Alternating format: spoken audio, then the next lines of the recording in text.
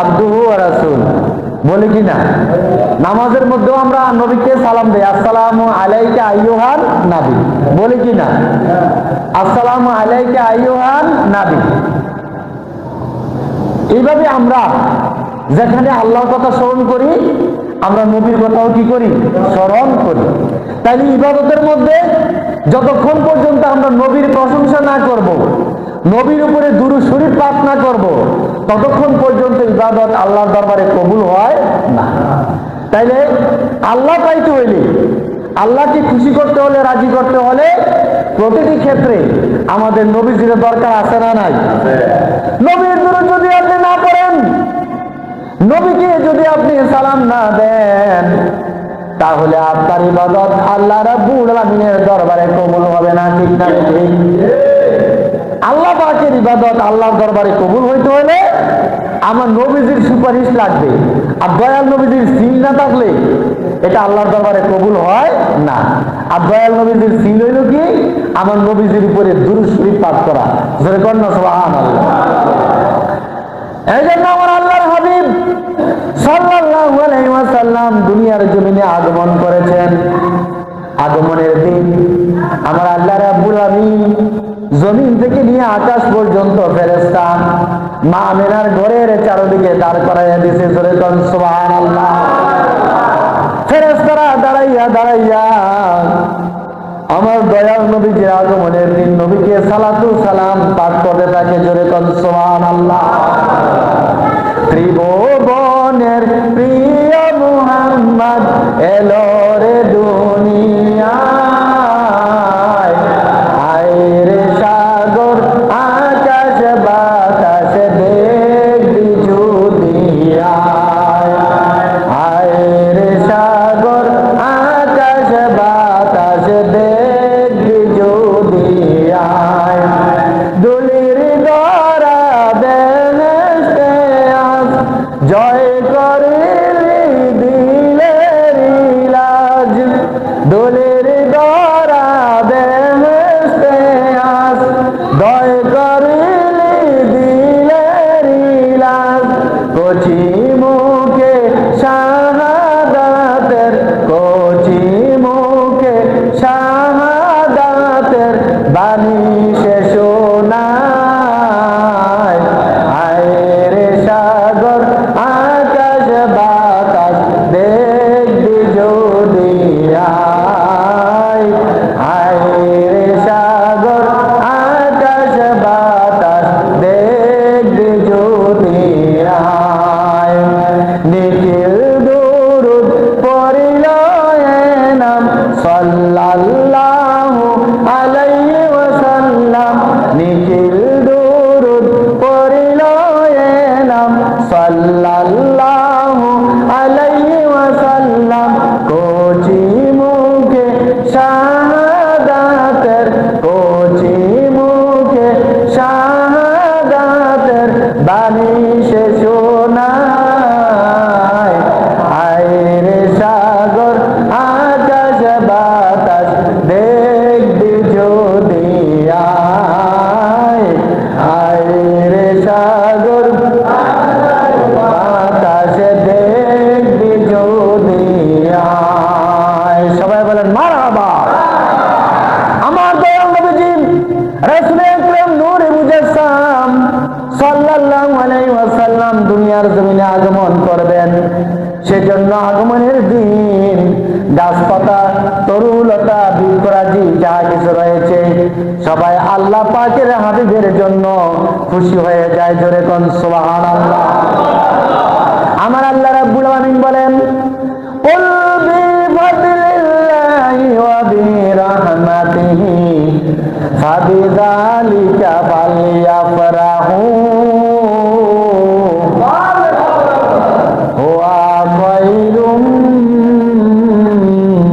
মিম্মা ইয়াজমাউন। আমার আল্লাহ রাব্বুল আলামিন বলেন, কুল, হে আমার হাবিব আপনি বলে দেন আপনার উম্মতকে, বিফাদলিল্লাহি ওয়া বিরহমাতিহি, ফাবিযালিকা ফালিয়াফরাহু, আল্লাহ পাকের দয়া পাইয়া, আল্লাহ পাকের ফজল পাইয়া তোমরা আনন্দিত হয়ে যাও। জোরে কন্যা সুবহানাল্লাহ।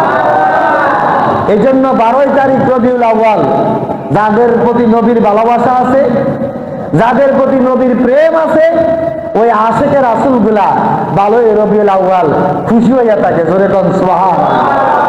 কেননা আল্লাহর হাবিব দুনিয়ার জমিনে আগমন করেছেন, এটা ইমানদার দিনদার মুসলমানের জন্য একটা ঈদের দিন। ঠিক না বেটি? আমরা কুরবানির ঈদ পাইছি, রোজার ঈদ পাইছি, তার থেকে পাইলাম কিভাবে পাইলাম জানার দরকার আছে না নাই? আমার আল্লাহ রাব্বুল আলামিন বলেন, ইন্না আতাইনাকাল কাউসার ফাসাল্লি লিরাব্বিকা ওয়ানহার ইন্না শানিয়াকা হুয়াল আবতার। আমার আল্লাহ পাক বলেন, হে আমার হাবিব, আপনাকে আমি কাউসার দান করছি, ফাসাল্লি লিরাব্বিকা ওয়ানহার, আপনি নামাজ পড়ে কুরবানি করেন। জোরে কন্যা সুবহানাল্লাহ। তাহলে এই কুরবানি পাইলাম আমার দয়াল নবীজির কারণে, দুইটা ঈদ পাইলাম। আর এই ঈদও হইতো না যদি আমাদের দয়াল নবীজি না হইতো। ঠিক না বেটি? আমার আল্লাহ রাব্বুল আলামিন হাদিসে কুদসির মধ্যে ঘোষণা করতেছেন, লাউলাকা লামা খলাকতুল আফলাক। হে আমার হাবিব, হে আমার দোস্ত, হে আমার বন্ধু, আমি যদি আপনাকে সৃষ্টি না করতাম তাহলে 18,000 মাখলুকাতের একটাকেও সৃষ্টি করতাম না। জোরে কোন সুবহানাল্লাহ। তাহলে আমার সব সৃষ্টি দয়াল নবীজির উসিলায়। ঠিক না বেটি? আল্লাহ রাব্বুল আলামিন আমাদের জন্য যা সৃষ্টি করেছে সব আমাদের দয়াল নবীজির উসিলায় সৃষ্টি করেছেন। ঠিক না বেটি? তাহলে দয়াল নবীজির উসিলায় যদি আমরা সবকিছু পাইয়া থাকি, ওই নবী দুনিয়ার মধ্যে আগমন করেছেন, তা আমরা খুশি না রাজা? সবাই বলেন মারহাবা, নারে তাকবীর, নারে রিসালা, ঈদে মিলাদুন নবী, ঈদে মিলাদুন নবী। প্যারে হাজিরিন, ঈদে মিলাদুন নবী আসলে শয়তানের মুখ বেজার হয়ে যায়। শয়তান কিন্তু আমার নবীকে পছন্দ করে নাই। যেদিন আমার দয়াল নবী যে আগমন করছে, শয়তানের মুখ বেজার হয়ে গেছে, শয়তানের মুখ বন্ধ হয়ে গেছেন। কিন্তু আমার দয়াল নবীজি আগমনের কারণে পৃথিবীর যত সৃষ্টি জগতের মধ্যে যত গাছপালা, কোনাজি তরুলতা রয়েছে, সবাই আল্লাহ পাকের হাবিবের জন্য খুশিতে আনন্দিত হয়ে যায়। জোরে কোন সুবহানাল্লাহ। জঙ্গলের মধ্যে দেখা যায় এক জায়গার মধ্যে হরিণ আর বাঘ চলাফেরা করতেছে। হরিণ বাঘের মুখে চুমু খায়, বাঘ হরিণের মুখে চুমু খায়। কেউ কাহার উপরে আক্রমণ করে না, কেউ কাহার উপরে পলায়ন করে না। এই ঘটনা দেখার পরে ওই জমানার ইহুদিরা চিন্তা করতে লাগলো, কারণ কি? আজকে বাঘ আর হরিণের কত ভালোবাসা, তারা কেন কেউ কাহার উপরে আক্রমণ করে না? হরিণ কেন বাঘের ভয়ে পালাইয়া যায় না? তারা তদন্ত করতেছেন। তদন্ত করতে করতে ইহুদি পাদ্রীরা পাইয়া গেলাম, যেদিন এই ঘটনা ঘটবেন কেউ কাহার উপরে আক্রমণ করবে না, শত্রু শত্রু মিত্র হয়ে যাবে, সবার মধ্যে প্রেম ভালোবাসা সৃষ্টি হয়ে যাবে, একমাত্র শয়তান বেজার হয়ে যাবে। বুঝা গেল আখিরি জামানার পয়গাম্বর দয়াল নবী মুহাম্মদুর রাসূলুল্লাহ সাল্লাল্লাহু আলাইহি ওয়াসাল্লাম দুনিয়ার জমিনে আগমন করেছেন। জোরে কোন সুবহানাল্লাহ। আমার দয়াল নবীজির আগমনের দিনে আরো ঘটনা ঘটে গেল। আব্দুল মুত্তালিব কাবা ঘরের পাহারাদার ছিলেন, তিনি যাইয়া দেখতে লাগলেন এই কাবা ঘরের মধ্যে কুরাইশ বংশের মধ্যে যারা মুশরিক, তারা এসে সেখানে মূর্তির পূজা করত। কাবার ভিতরে 360টা মূর্তি ভাঙ্গা চিরা সেজদারত অবস্থায় মাটির মধ্যে পড়ে আছে। জোরে কোন সুবহানাল্লাহ। এটার উপর আবার তদন্ত চালাতে লাগলো ইহুদিরা, কারণ কি? যেখানের মধ্যে মূর্তিগুলার মানুষে এত সম্মান করে, মূর্তিগুলিকে তারা ইবাদত করে, আজকে মক্কার জমিনে মক্কার ভিতরে সমস্ত মূর্তিগুলা ভাঙ্গা মাটিতে পড়ে গেল, এটার কারণ কি হইতে পারে? এটারও অনুসন্ধান করতে গিয়ে পাওয়া গেল যেদিন মক্কাতুল মুকাররমার ভিতরে মূর্তিগুলি ভেঙে যাবে, ওই দিন আল্লাহর হাবিব রাসূল আকরাম নূরে মুজাসসাম সাল্লাল্লাহু আলাইহি ওয়াসাল্লাম দুনিয়ার জমিনে আগমন করবেন। জোরে বলুন না সুবহানাল্লাহ।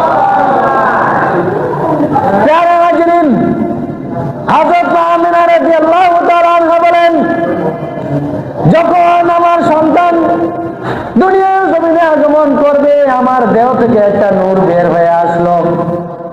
ওই নূরটা দ্বারা দুনিয়ার জমিনটা এত আলোকিত হয়ে গেল, আমি মক্কাতুল মুকাররমা থেকে দূর দেশের ইয়ামেন শহরের বড় বড় বিল্ডিং পর্যন্ত আমি দেখতে পাইলাম। জোরে কোন সুবহানাল্লাহ। আমার দয়াল নবীজি হইলেন নূর। জোরে কোন না সুবহানাল্লাহ। মামিনা বলতেছেন, আমার থেকে একটা নূর প্রকাশিত হয়ে গেল, একটা নূর বিচ্ছুরিত হয়ে গেল, ওই নবীজির কারণে এত আলোকিত হয়ে গেল যে আমি মক্কাতুল মুকাররমা থেকে আমি পারস্যের বড় বড় বিল্ডিং গুলো পর্যন্ত অবলোকন করতে পারলাম। জোরে কোন না সুবহানাল্লাহ। সেই দয়াল নবী, মায়ার নবী, রাহমাতাল লিল আলামিন দুনিয়ার জমিনে আগমন করবেন। মা আমেনা বলেন, ওই সময়ের মধ্যে আমি তন্দ্রাচ্ছন্ন অবস্থায় ছিলাম। আমার ঘরের দরজায় এসে একজন সালাম দিল। সালাম দিয়ে আমাকে জিজ্ঞাসা করলো, আমেনা গো আমেনা, কাইফাল হাল? আমেনা, আপনার অবস্থা কি? আমি কি আপনার খেদমতে আগমন করতে পারি? মা আমেনা জিজ্ঞাসা করে, মানান্তি, আপনি কে? কে আমার খেদমতে আগমন করতে চান? তিনি বলেন, আমি হইলাম হযরত আদম আলাইহিস সালামের স্ত্রী হযরত হাওয়া আলাইহিস সালাম। জোরে কোন সুবহানাল্লাহ। দ্বিতীয়বার তিনি আরেকটা আওয়াজ শুনতে পাইলেন, আরো একটা সালাম শুনতে পাইলেন। কে যেন বলতেছে, আসসালামু আলাইকা ইয়া উম্মি, হে দুনিয়ার জমিনের মাতা, আপনাকে সালাম। কে আপনি? কেন এসেছেন? এসেছি আপনার জন্য, আপনার মধ্যে এমন একজন আগমন করতেছেন যিনি হইলেন রাহমাতাল লিল আলামিন, আখিরি জামানার পয়গাম্বর, যার খেদমতের জন্য আল্লাহ রাব্বুল আলামিন আপনার ঘরে আমাকে পাঠাইছেন। জোরে কোন সুবহানাল্লাহ। মানান্তি, আপনি কে? আমি হইলাম ফেরাউনের স্ত্রী আসিয়া। জোরে কোন সুবহানাল্লাহ। চতুর্থ নম্বরে তিনি আরেক একটা সালাম পাইলেন। সালামের উত্তর পাইয়া জিজ্ঞাসা করতে লাগলেন, কে এসেছেন আমার নিকটে? তিনি আবার বলতে লাগলেন, আমি হইলাম মারিয়াম, হযরত ঈসা আলাইহিস সালামের আম্মা জান। আজকে যিনি আপনার মধ্যে আগমন করবেন তিনি হলেন রাহমাতাল লিল আলামিন, আখিরি জামানার পয়গাম্বর, যার খেদমতের জন্য আমার আল্লাহ রাব্বুল আলামিন আপনাকে পাঠাইছেন। জোরে কোন সুবহানাল্লাহ। আপনার খেদমতের জন্য আমাকে পাঠাইছেন, আপনার মধ্যে যিনি আসছেন তিনি হইলেন রাহমাতাল লিল আলামিন, আখিরি জামানার পয়গাম্বর। জোরে কোন না সুবহানাল্লাহ। মা আমেনা বলেন, আল্লাহর হাবিব সাল্লাল্লাহু আলাইহি ওয়াসাল্লাম যখন আমার গর্ভে আসলেন, আমার মধ্যে দুনিয়ার জমিনের মানুষেরা যখন সন্তান পেটের ভিতরে আসলে কষ্ট পায়, দুঃখ পায়, জ্বালা যন্ত্রণার সৃষ্টি হয়, কিন্তু আমার সন্তান আমার গর্ভে আসার পরে সেরকম কোনো কষ্ট দুঃখ হয় নাই। জোরে কোন না সুবহানাল্লাহ। আরো কি ঘটেছে? মা আমেনা বলেন, আমি যখন ঘর থেকে বের হইতাম, রোদ্রের মধ্যে যাইতাম, রোদ্রের তাপের প্রখর বেড়ে যেত, এই রোদের উপরে মেঘমালা এসে দাঁড়াইয়া যাইতো। আমি আমেনা যেখানে যাইতাম সেখানের মধ্যে মেঘমালা ছায়া বেষ্টিত হয়ে থাকতো। জোরে কোন সুবহানাল্লাহ। এটা আল্লাহর হাবিব আমাদের দয়াল নবীজির একটা মুজিজা ছিল। তিনি যেখানে যাইতেন প্রখর রৌদ্রয় থাকলে মেঘমালা এসে হঠাৎ করে তাকে ছায়া দিত, অথবা এমনি ছায়া পড়ে থাকতো। আল্লাহর হাবিবের রৌদ্রের কোনো কষ্ট লাগতো না। এটা শুরু কাল থেকে। জোরে কোন না সুবহানাল্লাহ। অর্থাৎ আল্লাহর হাবিব মা আমেনার গর্ভে আছে, গর্ভে থাকার কারণে মা আমেনা রাদিয়াল্লাহু তাআলা আনহা যেখানে যাইতেন মেঘমালাও সেখানের মধ্যে যাইয়া আল্লাহর হাবিবের উসিলায় মা আমেনাও ছায়া পাইতেন। জোরে কোন না সুবহানাল্লাহ। এটা আমার দয়াল নবীজির একটা স্পেশাল পাওয়ার, স্পেশাল একটা মর্যাদা। প্যারা হাজরিন, সে আল্লাহর হাবিব সাল্লাল্লাহু আলাইহি ওয়াসাল্লাম রোজ কিয়ামতের ময়দানে উম্মতকে জান্নাতের ফয়সালা করবেন। জোরে বলুন না সুবহানাল্লাহ। আমরা দয়াল নবীর শাফাত পাইতে চাই কি চাইবে না? করেন পার করে আনিবেন রাসূল হাসরের বেলায়, পার করে আনিবেন রাসূল হাসরের বেলায়, গুনাহগার সব পার হইবে আপনার উসিলায়। মাশাআল্লাহ, জোরে। গুনাহগার সব পার হইবে আপনার উসিলায়, পার করে আনিবেন রাসূল হাসরের বেলায়, পার করে আনিবেন রাসূল হাসরের বেলায়, গুনাহগার সব পার হইবে আপনার উসিলায়, গুনাহগার সব পার হইবে আপনার উসিলায়। আদম থেকে ঈসা নবী নাফসি নাফসি করবে সবই, ঠিক না বেঠিক? আদম আলাইহিস সালাম থেকে আরম্ভ করে ঈসা পর্যন্ত কেউ কি ইয়া হাবলি উম্মতি বলতে পারবে? ওই কিয়ামতের ময়দানে ইয়া হাবলি উম্মতি একমাত্র আমাদের দয়াল নবীজি বলবেন। জোরে বলুন না সুবহানাল্লাহ। আদম থেকে ঈসা নবী নাফসি নাফসি করবেন সবই, আপনি শুধু কাঁদবেন রাসূল উম্মতের মায়ায়, আপনি শুধু কাঁদবেন রাসূল উম্মতের মায়ায়, গুনাহগার সব পার হইবে আপনার উসিলায়, গুনাহগার সব পার হইবে আপনার উসিলায়। আরে পার করে আনিবেন রাসূল হাসরের বেলায়, পার করে আনিবেন রাসূল হাসরের বেলায়, গুনাহগার সব পার হইবে আপনার উসিলায়, গুনাহগার সব পার হইবে আপনার উসিলায়। কঠিন হাসরের দিনে নবী আমার পার্শ্বে রবে, কঠিন হাসরের দিনে আশিকেরি পার্শ্বে রবে।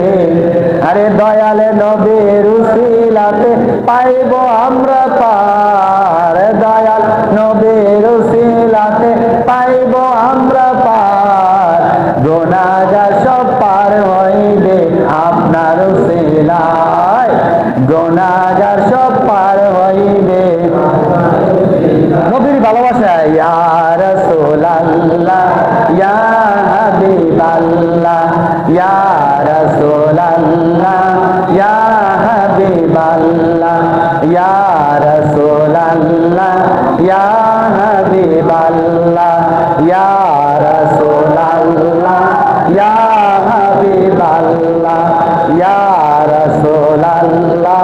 সবাই সবাই আল্লাহ, ইয়া রাসূলুল্লাহ ইয়া হাবিবাল্লাহ, ইয়া রাসূলুল্লাহ ইয়া হাবিবাল্লাহ, ইয়া রাসূলুল্লাহ।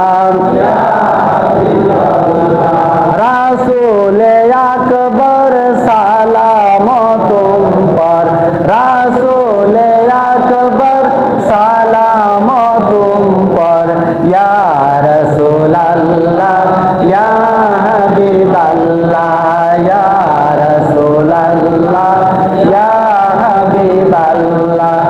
আমারি মৌত